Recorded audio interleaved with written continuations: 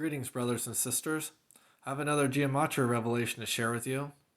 King Haile Selassie, Scepter of God, 888 Hebrew cipher. This is King Haile Selassie holding the Scepter of God. Scepter of God, 133, simple cipher. Haile Selassie also equals 133, simple cipher. What is the Scepter of God? The word scepter or scepter, the RNE is interchangeable, means same thing, means rod or staff and usually indicates authority. For example, in the book of Esther, the queen could only approach the king's throne when he held out his royal scepter to her, Esther 8:4. Okay, and I just want to make a quick note at the honor and respect and order there, okay? A broken scepter is a symbol of lost authority and position.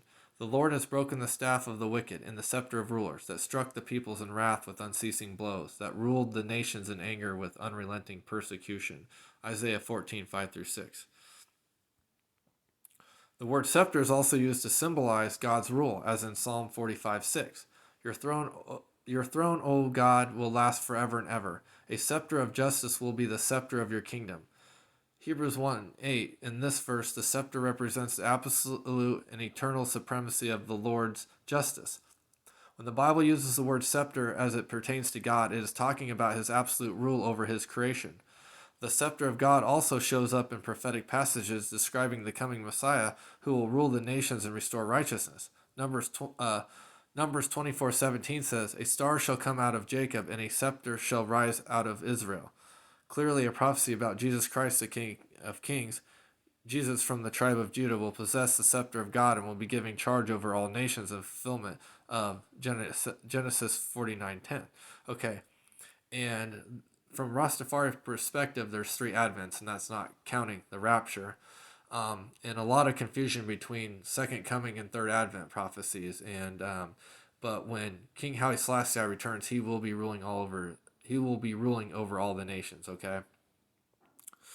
All right. At his second coming, Jesus will take his rightful place over the kingdoms of this world, and he will rule them with an iron scepter. Revelation 19:15.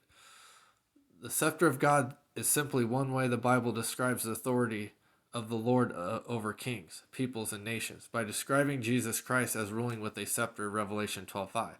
The Bible also establishes his authority as equal with God's. Philippians 2:5, Hebrews 1:8 quotes Psalm 45:6 and applies it to Jesus. The scepter of God is a fearful thing to his enemies, but to us who know him through faith is his Son, 1 John 3:1. The scepter of God is the most comforting idea in the universe. It tells us that despite the insanity and evil of this world, our God reigns supreme and his scepter will never be defeated. And I'm going to conclude this video, and I hope you all enjoyed it and found it informative. Thank you.